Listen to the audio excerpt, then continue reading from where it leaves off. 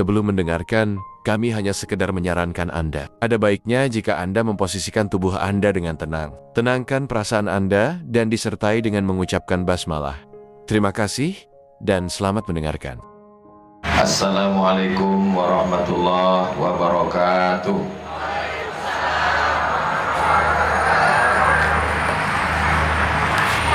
Memang sedap pempek kapal selam, dibeli di kota Palembang. Dari bunyi sambutan salam, nampaknya jamaah ini belum makan siang. Apa kabar semua Bapak Ibu? Sehat semua? Kalau makan gulai jengkol dibeli di Pekan Kamis. Saya ini sebetulnya hanya protokol, yang tausiah tetap Bang Idris. Yang pertama kita bahaskan adalah yang sampai grogi saya. Sama-sama kita hormati Bapak Profesor Dr. Sunarto, Ketua Mahkamah Agung yang mulia. Mudah-mudahan panjang umur, sehat, berkah, bermanfaat untuk umat dan bangsa. Bapak Ketua DPD, hadirin hadirat, para hakim yang mulia. Yang tidak saya sebutkan bukan karena saya tidak hormat, tapi karena saya tidak ingat. Mudah-mudahan Allah memaafkan dan Bapak Ibu semuanya memberikan kemaafan. Hadirin hadirat, muslimin muslimat, mukminin mukminat yang belum kawin dan belum sunat. Semua yang hadir ini insyaallah dimuliakan Allah Subhanahu wa taala. Amin ya rabbal alamin. Apakah pernah Nabi Muhammad SAW itu memperingati hari lahirnya? Karena hari ini ibu memperingati hari lahir ibu. Maka dalam suatu hadis Nabi pernah ditanya, "Kenapa engkau puasa hari Senin ya Rasulullah?" Kata Nabi, "Saya puasa hari Senin, dzaka yauma wulidtu, hari Senin saya lahir." Jadi kalau ditanya, pernahkah Nabi memperingati bersyukur hari lahirnya? Ya. Dan dia memperingatinya bukan setiap tahun, tapi setiap hari Senin. Jadi kalau ada di antara Bapak Ibu yang lahir hari Jumat, lalu setiap hari Jumat mengumpulkan anak yatim, bawa nasi bungkus, bagus, syukur kepada Allah Ta'ala. Kenapa kamu bawa hari Jumat? Ini Jumat sedekah berkah, kebetulan hari Jumat hari mulia, kebetulan hari lahir saya mau bersedekah. Maka baik sekali. Gak sanggup lah Pak Ustaz, masa tiap pekan bawa nasi bungkus? Bawa nasi bungkus, pergi ke rumah yatim, tanya ketua pengelola anak yatim. Berapa anak yatim di sini? Ada 100 orang Pak, saya mau makan siang sama mereka. Semuanya? Enggak, 2 orang aja. Karena kebetulan itu yang kita mampu. Nah, kalau ada orang yang keras hatinya, kata Nabi SAW, kalau keras hatimu, bagaimana cara melembutkan hati? At'imil masakin, kasih orang miskin makan. Wamsah ra'sal yatim, usap kepala anak yatim. Syukuran atas umur, maka disyukuri dengan nikmat. Hari ini alhamdulillah kita dikumpulkan bersama. Kita doakan ibu panjang umur, sehat badan, istiqomah iman dan Islam, keluarga sakinah mawaddah warahmah, mendampingi bapak sampai ke surga Jannatul Firdaus insyaallah. Amin ya rabbal alamin.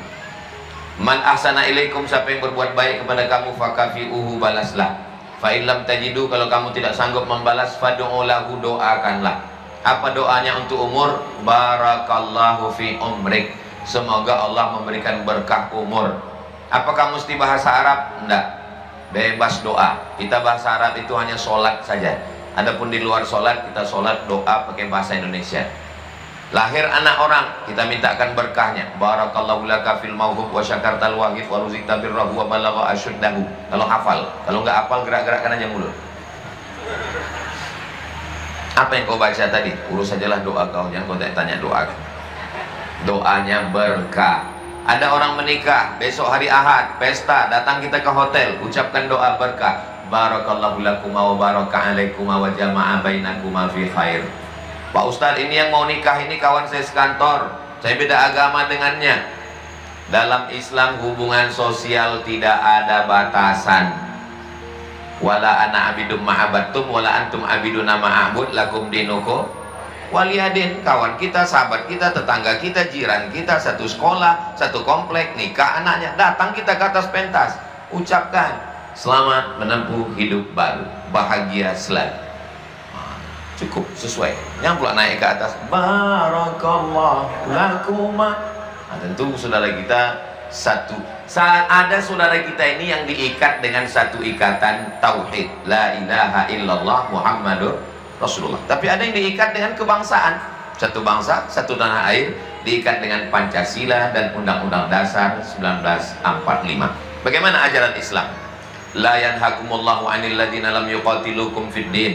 Kalau mereka tidak memerangi kamu, walam yukhrijukum min diyarikum, mereka tidak mengusir kamu, mereka tidak memerangi kamu, mereka tidak mengusir kamu, kata Allah balas dua, antabarruhum, balas buat baik mereka, wa tuqsitu ilaihim, bersikap adillah kepada mereka.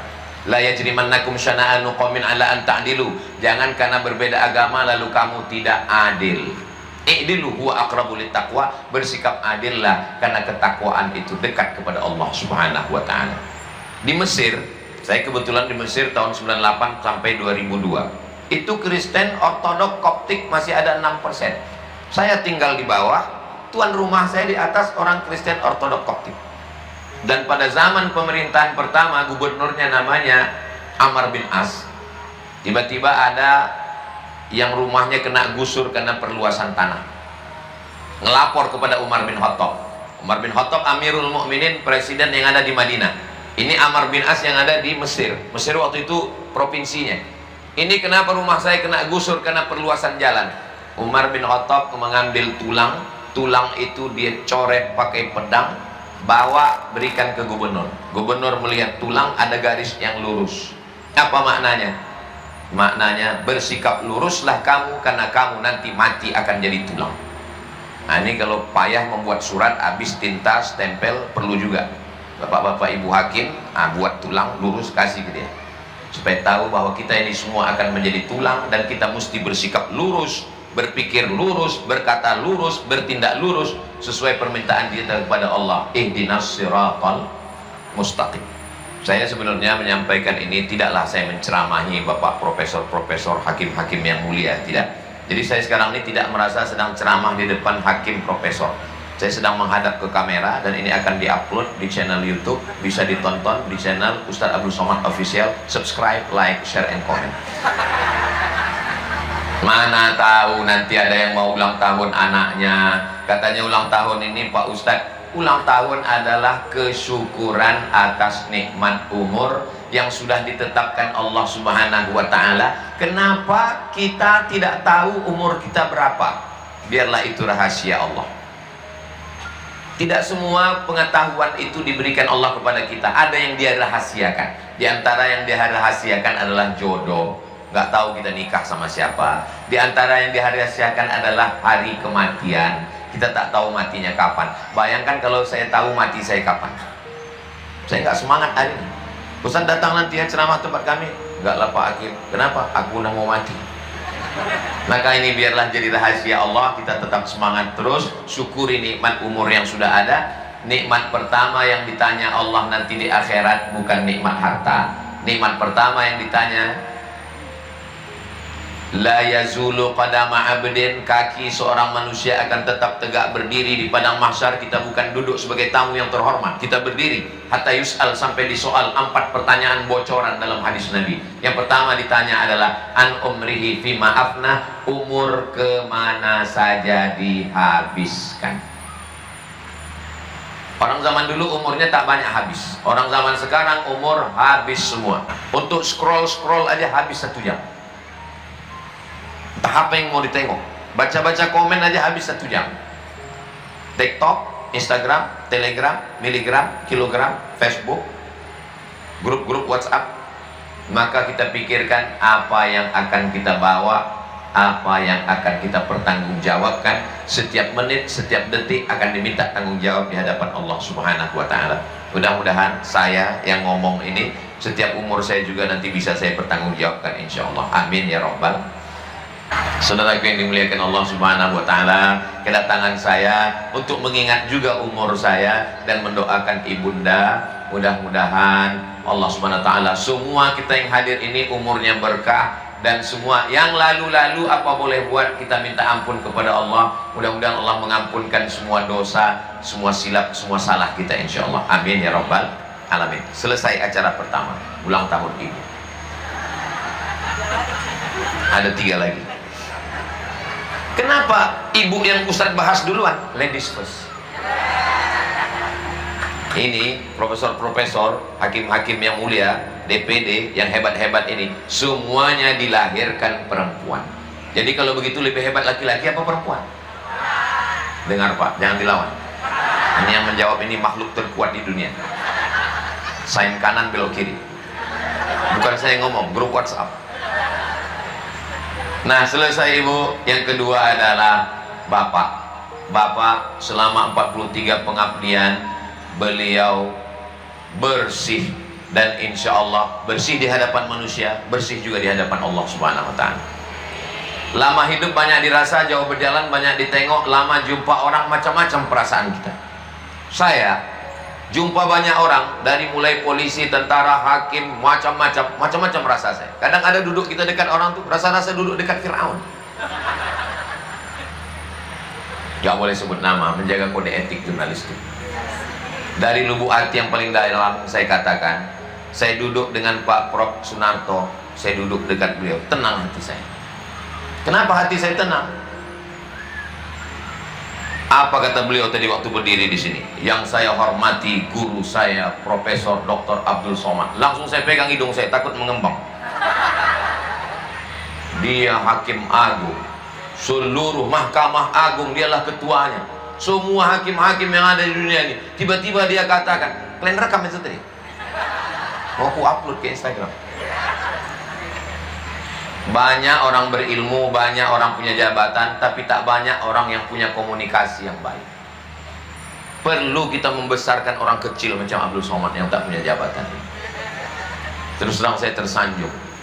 Bapak Ibu yang dimuliakan Allah Subhanahu wa Ta'ala, duduk saya dekat. Beberapa bulan yang lalu kami ada acara di rumah Prof Atta Ali.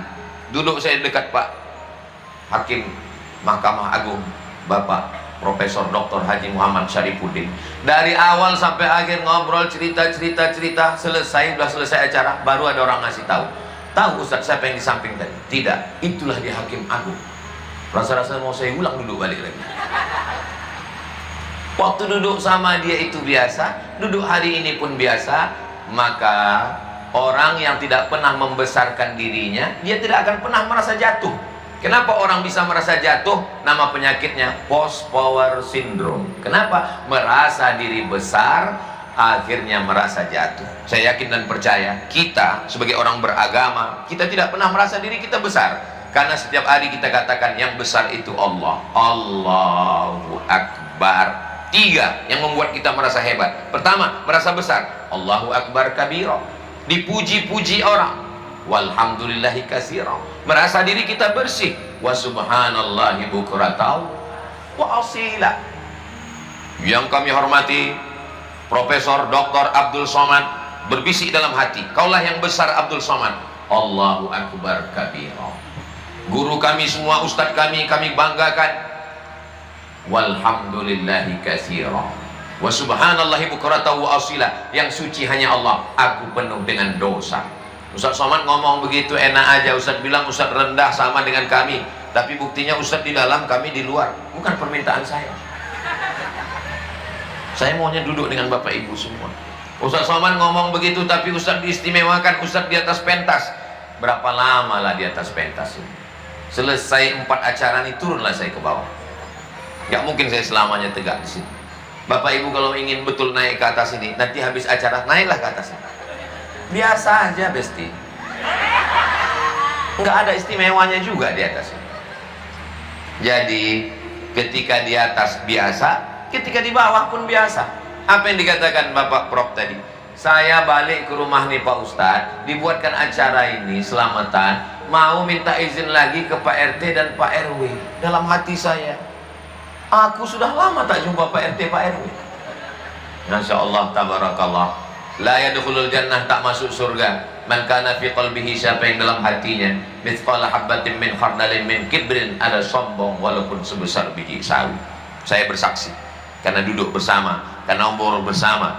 Nahnu nahkumu bizawahir, dalam hati siapa yang tahu? Saya hanya melihat zahirnya saja. Saya yakin dan percaya Bapak Profesor Dr. Haji Muhammad Syarifuddin adalah orang baik, orang rendah hati. Mudah-mudahan Allah menjaga beliau insyaallah. Anaknya 2, cucunya 1 anak di Yogyakarta, 1 di sini. Ustaz tahu dari mana? Itulah yang saya tanya ngobrol tadi. Sebelum lanjut mendengarkan, akan sangat berterima kasih kami jika Anda ikut serta mendukung channel ini dengan cara like, comment, dan subscribe. Selamat mendengarkan kembali. Anaknya baik-baik, cucunya baik-baik, keluarganya baik-baik. Apa kata Pak Ketua Mahkamah Agung? Berapa banyak orang punya rumah mewah tapi setelah pensiun tidak bisa ditempati karena di pondok pesantren di Bandung. Punya duit dicari pontang-panting, dosanya banyak, tidak bisa dinikmati. Makanan pun tak bisa dimakan. Mau makan kepiting, kolesterol. Mau minum teh manis, diabetes meletus. Makanan tak sempat dinikmati, rumah tak tempat ditempati. Begitu meninggal dunia, istri pun berganti nama, surat nikah setelah 4 bulan 10 hari. Menikah dengan brownies, berondong manis. Apalah arti hidup di dunia? Hanya sekedar menumpang hidup dan mendapatkan dosa. Beliau selamat dalam pengabdian ke negara dan sekarang kembali ke rumahnya dan beliau ingin mensyukuri nikmat ini. Ini namanya nikmat syukuran purna bakti. Bapak Ibu nanti pun buat juga acara begitu. Saya sudah tanya beberapa tadi. Bang Idris sudah saya tanya, lama lagi abang pensiun? Tadi Pak Prof heran dia, kenapa Ustaz Somad ini pantun-pantun aja? Memang cantik baju kantun bergambar keris. Saya ini pandai berpantun karena belajar pada Bang Idris. Nah, banyak orang bertanya, siapa guru Ustaz? Begitu cara menyenangkan hati abang saya. Bapak Ibu yang dimuliakan Allah Subhanahu wa taala, Ibu sudah, Bapak sudah. Berikutnya adalah apa lagi tadi ya? Khitan cucu. Tadi abang protokol mengatakan, kalau tak salah dengar dari dalamnya, beliau khitan waktu taman SD. Sama macam saya. Memang kita yang seumur-umur begini nih, umur yang lagi sedang lucu-lucunya ini, itu memang khitannya dulu taman SD baru khitan. Ada juga beberapa kawan taman SMP baru khitan. Kenapa? Lari dia waktu khitan. Saya kasih tahu sama anak saya, kau jangan takut. Khitan zaman sekarang itu tak sama macam dulu. Zaman dulu mau khitan besok jam 6 pagi, berendam jam 12 malam di tepi sungai biar beku kawan tuh. Lalu diambil sembilu. Karena kalau pakai gunting takut tetanus. Dipakai sembilu bulu. Rupanya tukang khitan ini baru pertama kali, habis. Kau usah dibayangkan. Tapi zaman sekarang kebetulan saya ini setiap Jumat kedua awal bulan mengadakan khitan massal bersama sunatron. Jadi kami mengadakan khitan massal sunatron dan kebetulan saya pula duta ambasadornya. Selalu saya iklankan, khitankan anak dan suami Anda, daftarkan segera. Banyak orang yang takut karena kata dia, nanti berkain-kain kami Pak Ustaz, khitan pagi, akad nikah sore, hanya pakai sunatron. Tapi pernah saya ditantang sama dokter itu, Ustaz Somad, ya Ustaz kan hebat ceramah kata dia. Saya bilang nggak hebat kali, tapi follower saya di Instagram itu adalah 9 juta. Saya bilang, maksudnya yang belum follow lah. Terus dia tanya, Ustaz, bersediakah Ustaz kalau Ustaz yang memotong pertama? Saya bilang, aku siap, cuman orang ini belum tentu siap.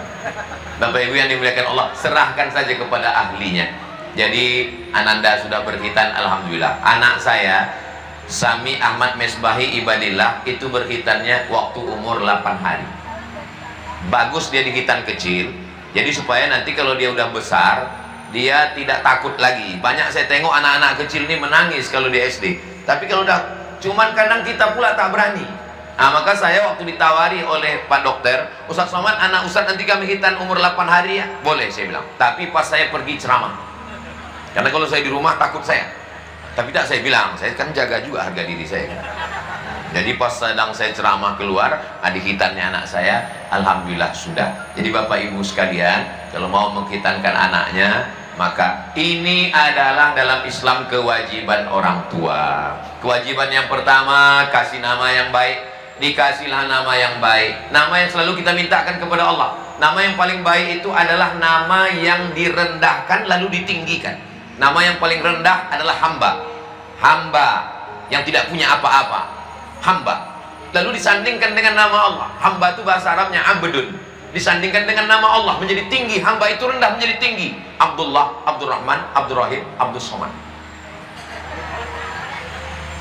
Doa yang selalu kita minta kepada Allah, Allahumma inna nas'alukal huda, minta hidayah, wat tuqa, takut kepada Allah, wal afaf.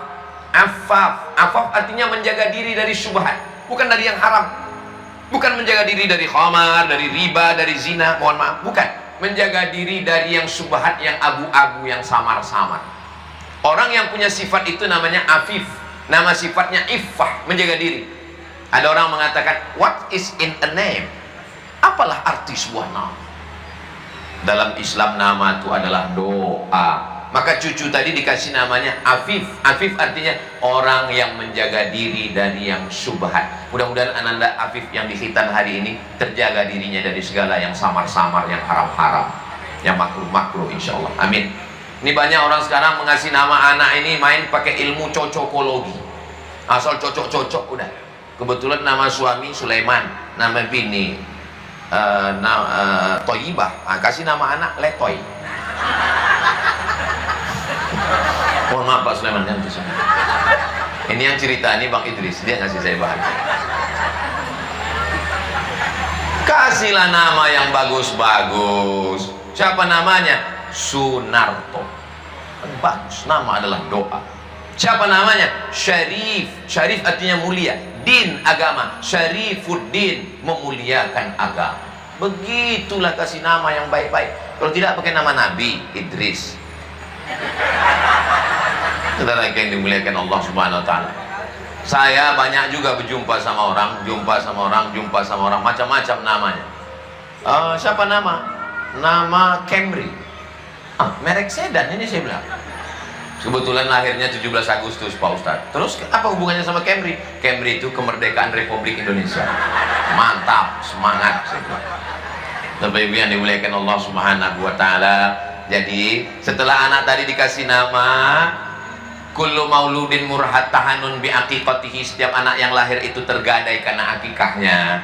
Kalau cincin kita tergadai, kita tebus. Kalau surat mobil STNK BPKB tergadai, kita tebus. Maka anak ini tergadai. Bagaimana cara menembusnya? 3. Pertama, tulbahu anhu yauma sabi'i, sembelihkan kambing. Setelah disembelihkan kambing, yuhlaku, cukurkan rambutnya. Setelah dicukurkan rambut, yusamma, kasih nama yang bagus-bagus. Berikutnya dikhitankan dia. Azannya Pak Ustadz, azan waktu lahir. Pertama yang dia dengar adalah azan. Waktu anak saya pertama kali lahir, pergi saya ke rumah sakit. Waktu itu saya masih muda, belum tua kali macam ini. Sampai di rumah sakit itu ditanya sama petugas jaga, mau kemana bang? Kata dia. Abang pula aku dipanggil. Bisa azan kata dia. Gak tahu dia saya ustadz. Waktu itu saya belum viral. Nanti anaknya pegang gini, kepala sebelah kiri, kaki sebelah kanan. Azankan ke telinga ya, kata dia. Saya azankan, dalam hati saya, aku pula kau ajari. Saya azankanlah anak saya ini. Kalimat yang pertama kita bisikkan ke telinganya adalah asyhadu an la ilaha illallah. Kita sebagai ayah, sebagai laki-laki, mengazankan anak kita. Apa yang kita minta dari anak kita ini? Kita cuma minta satu. Saat kita nanti terbujur kaku di ruang ICU, dialah yang membisikkan ke telinga kita talqin mayat, la ilaha illallah. Jangan sampai di saat akhir-akhir usia kita, dia datang berbisik, yang dibisikkannya bukan la ilaha illallah, mana surat tanah. Saudara yang dimuliakan Allah Subhanahu wa taala, maka anak ini sampai kapan kita menjaga anak ini? Anak ini 2 gendangnya. Kalau tidak kita mati duluan, dia meninggal duluan. Kalau kita meninggal duluan, selesai tanggung jawab kita. Kalau dia meninggal duluan, selesai tanggung jawab kita. Duduk di pelaminan, menangis mempelai laki-laki dan perempuan. Si bapak yang duduk di samping pelaminan, ibu pun menangis. Kenapa ibu menangis? Haru kali saya Pak Ustadz. Dulu kewajiban saya menjaga anak saya, sekarang setelah menikah habislah tanggung jawab saya. Kata siapa? Tanggung jawab tidak pernah selesai. Dari buayan, dari ayunan sampai ke liang lahat. Mengasih nama yang baik sudah, mengazankan ke telinga sudah, memberikan air susu ibu sudah, mengakikahkan sudah, mengkhitankan sudah, memasukkan ke pendidikan yang baik, mengajarkan akidah, mengajarkan fikih, sholat, ibadah, mengajarkan akhlakul karimah, sampai akhirnya semua anak-anak kita ini, mudah-mudahan semua yang hadir-hadir ini yang belum punya anak diberikan keturunan yang soleh-soleh. Doakan saya Pak Ustaz, aku belum punya anak Pak Ustaz. Sudah berapa umur Pak? Udah 40 tahun. Kenapa belum punya anak? Saya belum nikah Pak Ustaz. Mudah-mudahan yang hadir yang belum menikah diberikan jodoh yang baik-baik. Banyak juga yang belum nikah. Saudara yang dimuliakan Allah Subhanahu wa taala, ibu sudah, bapak sudah, cucu sudah. Apa tadi yang satu lagi? Hah? Masuk rumah. Saya sebetulnya ingat, cuman menengok jamaah ini masih konsen atau tidak. Kalau dia masih konsen, diingatkan saya, rumah Pak Ustaz. Tapi kalau udah tak peduli, terserah Pak Ustaz lah, ini cepat selesai ini. Lama kali pun penderitaan ini kan. Kalaulah rumah ini hanya sebagai tempat tidur, apa beda rumah dengan hotel? Kalau rumah ini hanya sebagai tempat makan, apa beda rumah dengan restoran? Kalau rumah ini hanya sebagai tempat jalan-jalan, beda orang zaman dulu sama orang sekarang. Orang dulu makannya di rumah, mohon maaf. Orang zaman dulu makannya di rumah, buang air besarnya di luar. Zaman dulu kan orang rumah kayu, WC-nya di luar. Makannya di rumah, BAB-nya di luar. Orang sekarang terbalik, makannya di luar, buang air besarnya di rumah. Jadi rumah itu bagaimana? Baiti jannati. Rumahku adalah surga. Semakin besar kota metropolitan, semakin banyak tempat untuk mencari ketenangan palsu, namanya diskotik dugem. Dugem tuh macam tahu aja Ustaz Somad nih, apa arti dugem? Dugem itu artinya duduk sambil gemetar. Dengarkan lagu pop tak juga tenang, lagu rock tak juga tenang, R&B tak juga tenang. Akhirnya makan pil anjing gila baru agak tenang. Padahal ketenangan kita ada di rumah. Siapa bidadari kita? Bidadari adalah istri. Aku Pak Ustaz nggak tahan dengan istri ini Pak Ustaz. Setiap kerja tugas keluar kota dia bertanya terus, abang tinggal di mana? Hotel mana? Hotel syariah atau tidak? Baju koko yang kumasukkan ke tas kemarin dipakai atau tidak? Kain sarung dipakai sholat atau tidak? Gaji mana? Kalau ada istri yang model begitu Pak, itu bukan istri, itu security. Ustaz ini itu bukan istri, itu adalah bidadari surga yang dikirim Allah supaya Bapak selamat dunia akhirat. Mudah-mudahan ibu tetap istiqomah dengan yang saya sampaikan ini. Ibu lah yang menyelamatkan Bapak semua insya Allah. Amin. Ustaz Somad salah ngomong ini. Bukan perempuan yang menyelamatkan laki-laki, laki-laki lah yang menyelamatkan perempuan. Sekarang saya kasih tahu. Khuliqatil mar'atu min dhila'. Perempuan ini diciptakan dari tulang. Wajuha a'laha, tulang rusuk yang paling bengkok paling atas. Laki-laki itu jantung yang berdegup dan berdetak. Jantung ini dijaga oleh tulang. Jantung saya ini bisa sehat itu karena dijaga oleh tulang. Kalau tulang ini patah, tertikam, mati. Tulangnya itu adalah perempuan. Jadi yang betul itu laki-laki menjaga perempuan atau perempuan menjaga laki-laki? Perempuan menjaga laki-laki. Kenapa saya bisa tausiah, bisa ceramah? Karena perempuan di rumah menjaga anak saya dengan tenang. Coba kalau sebentar-bentar di WA-nya, sebentar-bentar di miss call-nya. Pas ceramah ini hilang bahan saya, pempes kata saya. Ditenangkannya saya, pergilah kau berdakwah, wahai abangku, pangeranku, kata dia. Gak pernah dibilangnya gitu, perasaan saya aja. Apa yang dimuliakan Allah SWT. Saling membesarkan hati, saling memuliakan, bukan mengecilkan. Ustaz Somad, bagaimana Nabi itu? Nabi itu kepada istrinya, apa kata Nabi SAW? Ya Humaira. Humaira artinya putih yang kulitnya kemerahan kalau kena cahaya matahari. Begitu kena cahaya matahari, kemerahan. Begitulah Nabi memanggil istrinya, ya Humaira.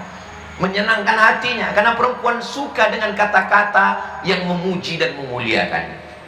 Jadi Pak Ustadz, nanti kalau saya pulang ke rumah boleh saya panggil istri saya Humaira? Apa pula salahnya? Pulang dari sini panggil, tapi dia tak putih Pak Ustadz. Nggak apa-apa. Menyenangkan hati. Jangan jujur-jujur kali. Ini pulang dari sini, ya Hajar Aswad. Sakit hati dia. Sampai yang dimuliakan Allah Subhanahu wa taala. Rumah yang dibacakan surat Al-Baqarah, la yaqrubuhu syaitan, tak didekati syaitan. Ada satu pojok di rumah itu, syukur-syukur kalau ada musolanya, alhamdulillah. Kalau tak ada satu pojok yang dibiasa untuk sholat tahajud, supaya bangun tengah malam anak kita ditengoknya, meninggal kita dibentangnya sajadah di situ, sholat pula dia, mengalir pahalanya untuk kita semua. Habis sholat subuh, habis sholat maghrib, paling tidak wirid. Kenapa habis subuh? Awal hari. Kenapa habis maghrib? Awal malam. 10 wirid supaya kita dijaga dari yang zahir yang batin. Alladzi waswisu fi sudurin nas minal jinnati wan nas. Pertama istighfar. Habis istighfar Al-Fatihah. Habis Al-Fatihah Qul huwallah. Habis Qul huwallah Al-Falaq. Habis Al-Falaq An-Nas. Habis An-Nas awal Al-Baqarah Alif Lam Mim sampai wa ulaika humul muflihun. Habis itu ayat kursi. Habis itu ujung Al-Baqarah lillahi ma fis samawati. Habis itu afdhaluz zikri la ilaha illallah. Habis itu tutup dengan sholawat Allahumma sholli ala sayyidina Muhammad wa ala ali sayyidina Muhammad. Bacakan doa selamat. Supaya apa? Selamat-selamat kita di rumah. Makanya tadi ketika ketemu, saya sampai ketemu dengan Prof, apa kata mereka? Assalamualaikum Ustaz. Karena dalam salam kita ada 3. Assalamualaikum, selamat engkau, selamat rumahmu, selamat istrimu, selamat anakmu, selamat jabatanmu, selamat umurmu, selamat hartamu, selamat duniamu, selamat akhirat. Warahmatullah, semoga kau dapat rahmat kasih sayang Allah. Wabarakatuh, berkah hartamu, berkah jabatanmu, berkah anakmu, berkah duniamu, berkah akhirat. Maka saya tak mau kalau disambut datang welcome. Well bagus, come datang, datangnya bagus, pulangnya. Maka masuk rumah mengucapkan salam, assalamualaikum warahmatullahi wabarakatuh. Keluar dari rumah, bismillahirrahmanirrahim, la haula wala quwata illa billah. Mudah-mudahan kita semua selalu dalam kebaikan insyaallah. Amin ya rabbal alamin. Selamat, Anda telah mendengarkan hingga selesai. Semoga saja video ini bermanfaat untuk Anda dan selamat beraktivitas kembali.